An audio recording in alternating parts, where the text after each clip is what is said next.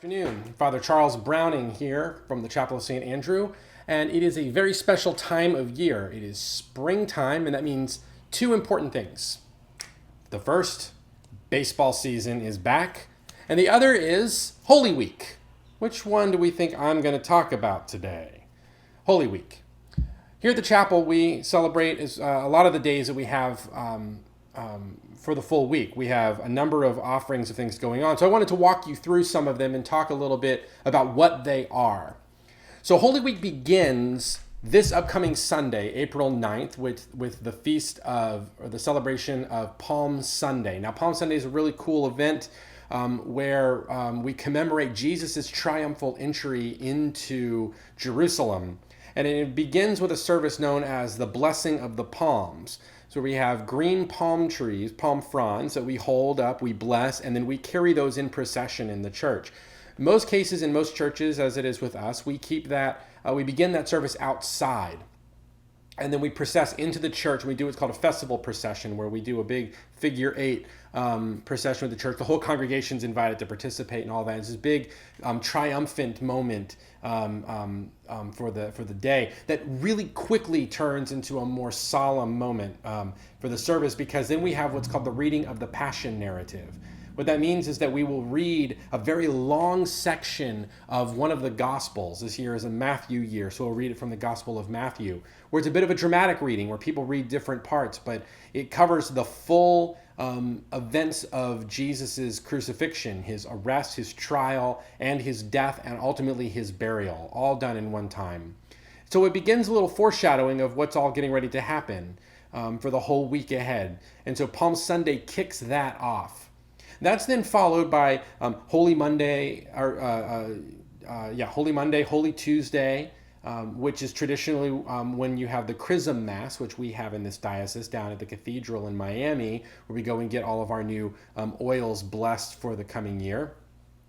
And then we have Holy Wednesday, and in the Episcopal Church, that's where we have a service, very special service known as Tenebrae. Now, Tenebrae is a service where we read a series of lessons that are read throughout the services, scripture readings and readings of Psalms. But as it goes on and on, the church becomes progressively darker and darker and darker until it culminates with a final reading, and the church is in complete, or as complete as possible, darkness. And then some form of loud noise is made to symbolize the resurrection, to symbolize Jesus beginning to come out of the tomb, and then a single candlelight is left on the altar, and that marks the end of that service. And so that's Tenebrae, which is on Holy Wednesday. And then we have Holy Thursday, or Maundy Thursday. Now, Maundy Thursday is really the end of Lent. Lent ends on that day, that night, and we begin what's called the Triduum. So Maundy Thursday is called that because the word Maundy comes from the word mandate, and it's the day that we remember when Jesus instituted the Holy Eucharist, what we often call the Last Supper. And so two things happen at that. Is of course a Eucharist, because it commemorates when Jesus established the Eucharist. But then there's also the traditional washing of feet, which Jesus did with his disciples that night. And so here at the chapel, the vestry and leadership of the church are the ones who wash the feet of the congregation. And so folks are invited to come up and to have their feet washed, which is an act of service and humility, both for the person who's doing the washing and for the person who receives it.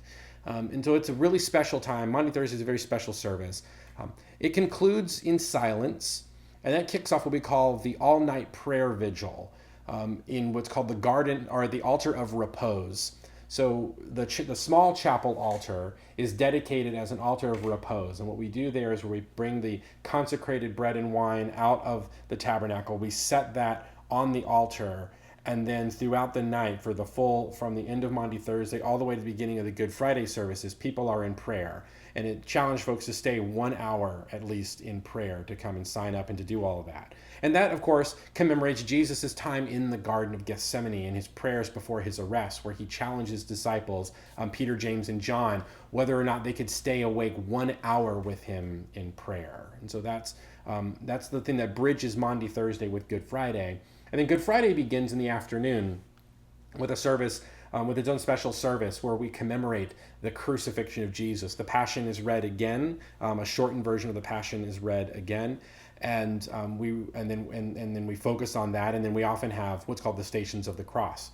Now at the chapel, we offer two services on Good Friday. We offer an afternoon service, which is the normal Good Friday liturgy, followed by the Stations of the Cross. And then that evening, we offer an evening prayer service focused around the events of Good Friday, while also doing an outdoor Stations of the Cross at the Labyrinth here, which is here on our campus. And so that's a really cool and unique thing to do a Labyrinth walk in the evening of Good Friday as part, the Stations of the Cross Labyrinth walk as part of our discipline.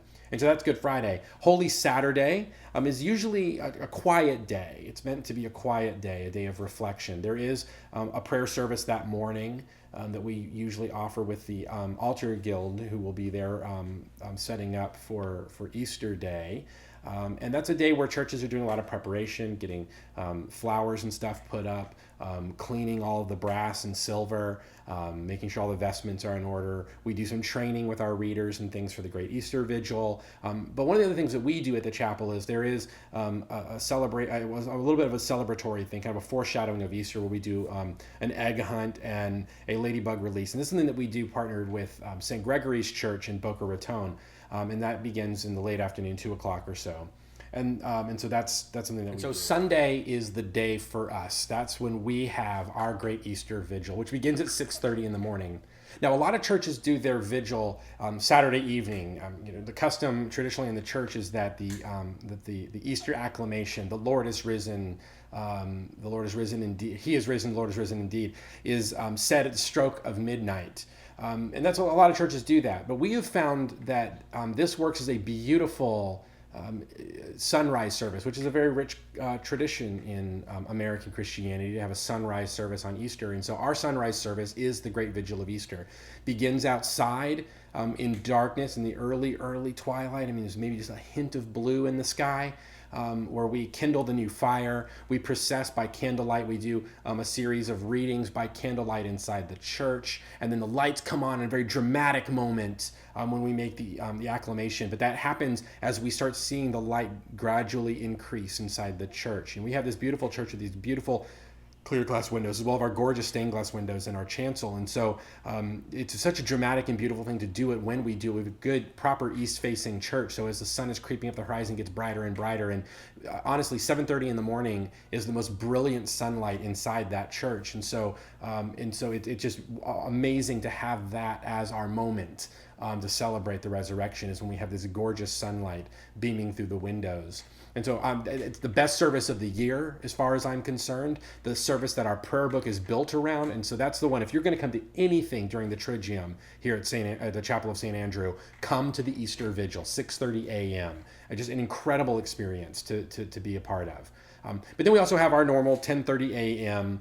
Easter celebration. We have a brunch in between that. But then we have our typical Easter, and it's a celebration of Jesus' resurrection, the most important event in the history of the world, the day that Christ defeated death and made all things new. And so this is a really quick overview of what goes on during Holy Week. And I hope you find this informative. I hope you will come and join us. I mean, ideally, it'd be great to have you come and visit us for all of these things. But again, if you have to come to one, Easter Vigil. It's difficult, I know, for many people to get up to be at church by 6:30 in the morning, but hey, you won't regret it. It's a gorgeous experience and really a transcendent experience. But again, I hope you're all having a good remainder of your Lenten journey, and I look forward to celebrating the Lord's resurrection with you all in Easter. God bless.